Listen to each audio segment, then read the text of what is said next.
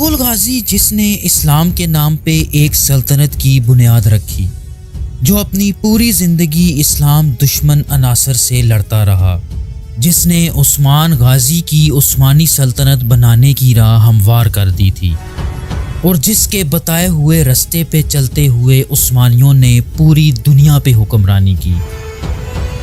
Viewers, آج ہم عثمانی سلطنت کے جد امجد ارطغرل غازی کی فیملی ٹری کی بات کریں گے۔ ارطغرل غازی کے آباء و اجداد کون تھے اور ان کا شجرہ کون سے نبی سے ملتا ہے؟ کیا ارطغرل غازی اور چنگیز خان کی پشتوں میں کوئی تعلق تھا؟ ارطغرل غازی کے کائی قبیلے کی بنیاد کب اور کس نے رکھی، اور یہ قبیلہ اسلام کیسے لایا، اور ترکوں کو ترک کیوں اور کس وجہ سے کہا جاتا ہے؟ میں ہوں احتشام ارشد اور آپ دیکھ رہے ہیں دا انفوٹینمنٹ چینل۔ ویورز، ترکوں کا شجرہ سمجھنے کے لیے ہمیں حضرت نوح علیہ السلام پہ جانا پڑے گا، جن کی پوری قوم اللہ کی طرف سے ایک عظیم سیلاب میں تباہ ہو چکی تھی، تو انہوں نے اپنے تینوں بیٹوں کو زمین کو آباد کرنے کے لیے مختلف جگہوں پہ بھیجا۔ حام کو افریقہ، سام کو ایران اور یافیس کو موجودہ رشیا کے دریائے وولگا اور یاک کے کنارے بھیجا۔ حضرت یافیس کے 8 بیٹے تھے۔ جب حضرت یافیس کی موت کا وقت نزدیک آیا تو انہوں نے اپنے سب سے بڑے بیٹے ترک کو اپنا جانشین مقرر کر دیا۔ اس کے ساتھ ساتھ اپنے دوسرے بیٹوں کو یہ وصیت بھی کی کہ وہ ان کے بعد اپنے بڑے بھائی کو یعنی ترک کو حاکم تسلیم کر لیں۔ ترک قیادت سنبھالنے کے بعد اپنے لوگوں کے ساتھ موجودہ کرغیزستان کے علاقے میں آباد ہوا۔ ترک کے نام سے ہی حضرت یافیس کی تمام اولاد کا نام منسوب کر کے ترک رکھا گیا، اور پوری دنیا میں بسنے والی ترک نسل انہی کے نام سے جانی جاتی ہے، یعنی ترکوں کا شجرہ ترک سے یافیس اور پھر حضرت نوح علیہ السلام سے جا ملتا ہے۔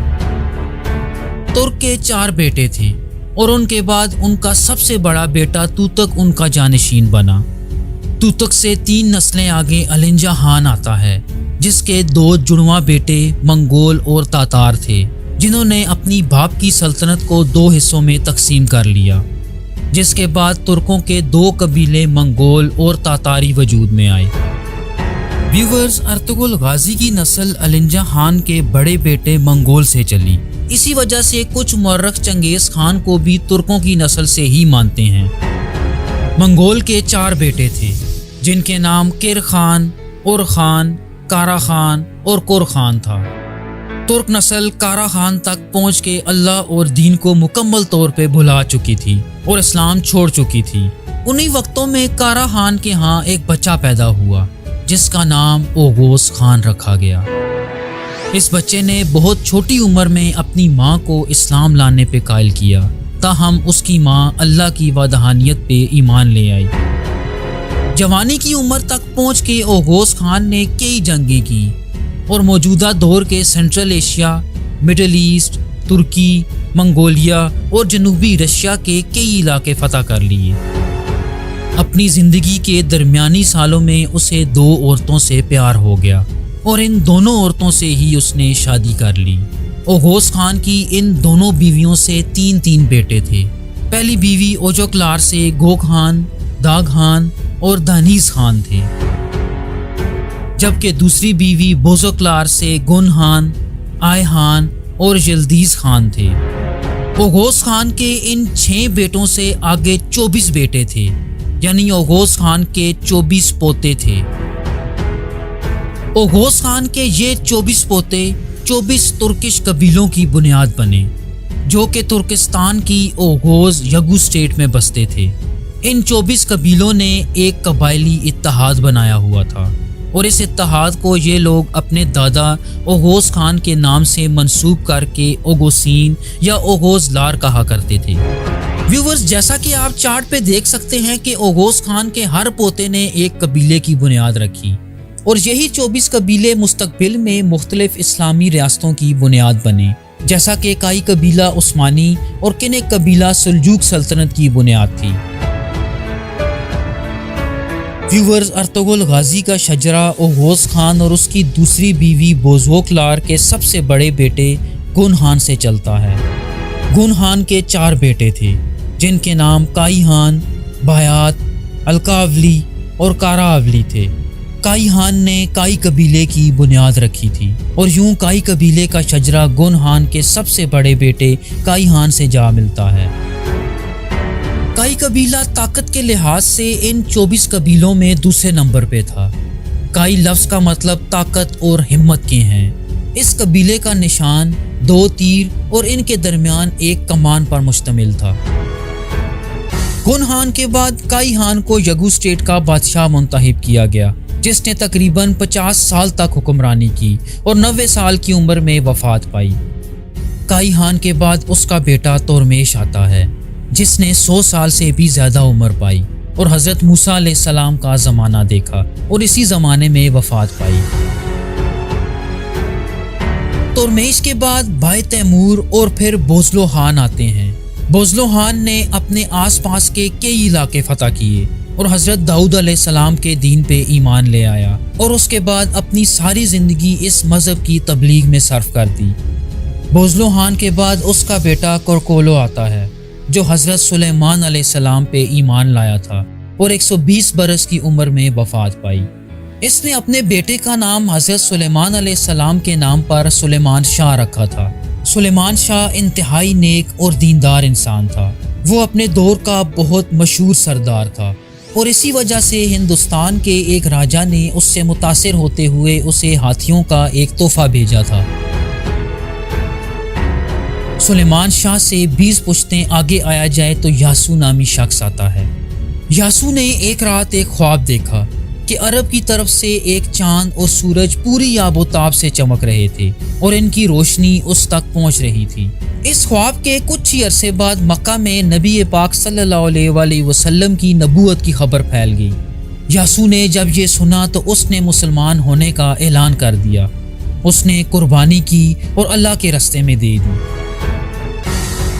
اس کی وفات کے بعد کارا خان نے اپنے والد کی جگہ سنبھالی۔ کارا خان کے بعد اس کا بیٹا توروق تخت نشین ہوا۔ توروق نے دین کے فروغ کے لیے بہت کوششیں کی اور حضرت عثمان رضی اللہ تعالیٰ عنہ کے زمانے میں وفات پائی۔ ویورز، ارطغرل غازی کی پشتوں میں اس کے بعد توروق کا بیٹا آئیکوتلوب آتا ہے۔ آئیکوتلوب کا ایک وزیر تھا جسے اورگیج کہا جاتا تھا اور جس کے پاس سارے حکومتی اختیارات ہوا کرتے تھے۔ یہ وہی دور تھا جب حضرت عثمان غنی رضی اللہ تعالیٰ عنہ کی شہادت ہوئی۔ حضرت عثمان کی شہادت کے بعد جب حضرت علی خلیفہ بنے تو آئیکوتلوب نے اورگیج کو ان کے پاس بھیجا اور ان سے بیعت کر لی۔ آئیکوتلوب 20 سال تک حکمرانی کرنے کے بعد بنو امیہ کے دور میں وفات پا گیا۔ آئیکوتلوب کے بعد اس کا بیٹا چمندار آتا ہے، جس نے حضرت عمر بن عبدالعزیز کے زمانے میں ترکوں پہ حکومت کی۔ اس کے بعد یسار اور پھر اس کا بیٹا توق تیمور آتا ہے، جس نے مامون الرشید کا زمانہ پایا اور تقریباً 56 سال تک ترکوں پہ حکومت کی۔ توق تیمور کے بعد اس کا بیٹا سنگور آتا ہے، جس نے قریباً 30 سال تک ترکوں پہ حکومت کی۔ سنگور کے بعد اس کا بیٹا کارابطور آتا ہے۔ کارابطور کا ایک بیٹا پیدا ہوا جس کا نام سلجوق کے پوتے کے نام پہ تغرل رکھا گیا، جو کہ اپنی جوانی میں سلجوق سلطنت میں اہم عہدوں پہ فائز رہا۔ سلجوق سلطان تغرل بیگ کی طرف سے عباسی سلطنت میں سفیر کے طور پہ بھی کام کرتا رہا۔ اس کے ساتھ ساتھ تغرل بیگ نے اسے مرو شہر کے قریب ایک چھوٹے سے علاقے مہان کا حکمران بنا دیا، جو اپنے قبیلے سمیت وہاں آباد ہوا اور مہان کے شہر میں ہی وفات پائی۔ تغرل کے بعد اس کا بیٹا تیمور آتا ہے، جو کہ خوارزمی سلطنت میں سفیر کے طور پہ خدمات دیتا رہا۔ اپنی آخری عمر میں مہان آیا اور اسی شہر میں وفات پا گیا۔ ویورز، تیمور کے بعد اس کا بیٹا کیزل بگا آتا ہے، جو کہ مرو میں پیدا ہوا اور جوان ہونے پہ موجودہ ایران کے علاقے ہمدان میں سلجوقی دربار سے وابستہ رہا اور جہاں سے سلطان کے فرمان پر مرو کا حاکم بنا دیا گیا۔ ویورز، کیزل بوگا کے بعد اس کا جانثار کایا الب بنا، جس کا مطلب ہے ایک بہادر چٹان۔ کایا الب ارطغرل غازی کا دادا تھا۔ عثمانی روایات کے مطابق ارطغرل غازی کے والد کو لے کے کافی اختلاف پایا جاتا ہے۔ کچھ مورخ سلیمان شاہ کو اور کچھ قندوز الب کو ارطغرل غازی کا والد مانتے ہیں۔ لیکن زیادہ سورسز میں سلیمان شاہ کا نام ہی آتا ہے۔ سلیمان شاہ نے سن 1214 میں کائی قبیلے کی قیادت سنبھالی اور منگولوں کی تباہ کاریوں سے بچنے کے لیے کائی قبیلے کے لوگ سلیمان شاہ کی قیادت میں مختلف مقامات پہ ہجرت کرتے رہے۔ سن 1236 میں سلیمان شاہ کا انتقال ہو گیا۔ سلیمان شاہ کے بعد ارطغرل غازی نے ان کی جگہ سنبھال لی۔ ارطغرل غازی نے کائی قبیلے کی عزت اور وقار کو آسمان کی بلندیوں تک پہنچا دیا اور ایک خالص اسلامی مجاہد کے طور پہ زندگی گزاری۔ ارطغرل غازی کی بیوی حلیمہ خاتون تھی اور ان سے ارطغرل غازی کے 3 بیٹے تھے جن کے نام عثمان غازی، ساوسی بے اور گندوز ال تھا۔ ویورز، ارطغرل غازی نے اپنی زندگی میں ایک عظیم اسلامی سلطنت بنانے کی راہ ہموار کر دی تھی اور اسی وجہ سے عثمان غازی سلطنت عثمانیہ کی بنیاد رکھنے میں کامیاب ہوا، جس کی فیملی ٹری کے بارے میں ہم اپنی دوسری ویڈیو میں بات کر چکے ہیں، جس کا لنک آپ ڈسکرپشن میں دیکھ سکتے ہیں۔ ویورز، امید ہے آپ کو یہ ویڈیو پسند آئے گی۔ ہم مستقبل میں آپ کے لیے مختلف بادشاہوں، مشہور ہستیوں اور سلطنتوں کی فیملی ٹری لا رہے ہیں، تو ہمارے چینل کو سبسکرائب ضرور کیجیے اور کمنٹ میں آپ کی رائے جان کے ہمیں بہت خوشی ہوگی۔ تھینک یو سو مچ۔ اللہ حافظ۔